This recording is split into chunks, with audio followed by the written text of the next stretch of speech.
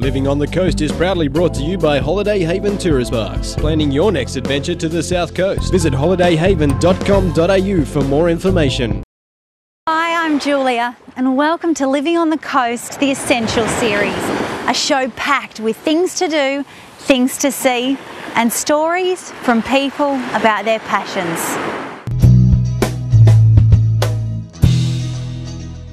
We all know about climate change. We all know about greenhouse gases. We're told to use less water, recycle and reduce our waste.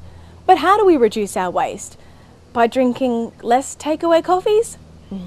There is an easier solution, a revolution, if you will, that is sweeping across the globe. And here in the Shoalhaven, we've not just joined this revolution, we're amongst those leading the way. Well, Jason, a lot of people may have tried composting before and it hasn't quite worked out for them. They might think that composting is a little bit smelly and a little bit icky, but this is not really the case. No, it's not. We find that when we teach the people the three main keys that we have, the compost is not smelly, and a lot of the problems that people used to have just don't happen with this new system. The particular technique of composting that we teach is aerobic decay of the material as opposed to anaerobic. It is when things break down in an anaerobic system that they produce the bad smells and often other things that aren't so good for the environment. Our particular technique allows the material to break down aerobically. And when it is like this, we find that there are no unpleasant odours. If anything, it smells exactly like walking through the bush. The predominant smell in the bush is actually the microbes in the leaf litter breaking that down. They're the same microbes that work in this system to break the material down.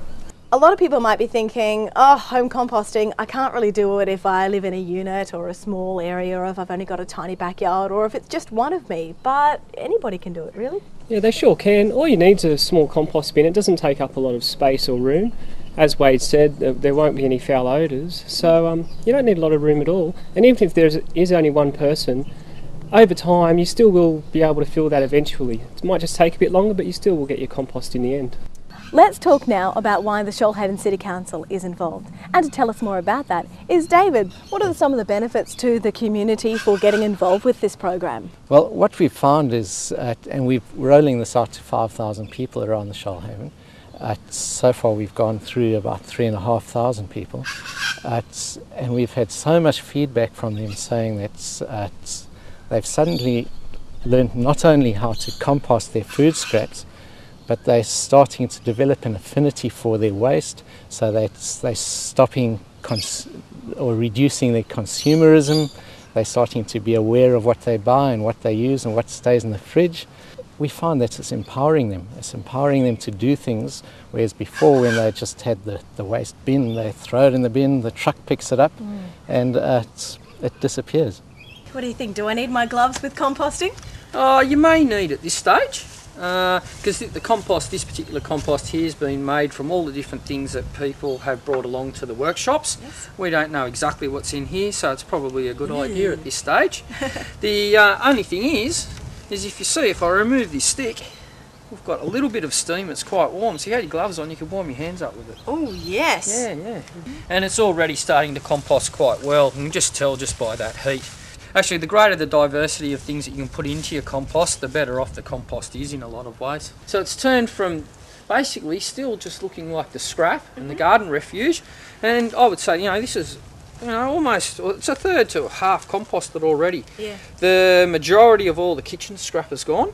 The major heat in the compost pile has now subsided, and what we find, that allows the earthworms to come in, and I saw a couple just there then. Aww. So they're in, they come in the third stage of composting. They're starting to break the material down a little further.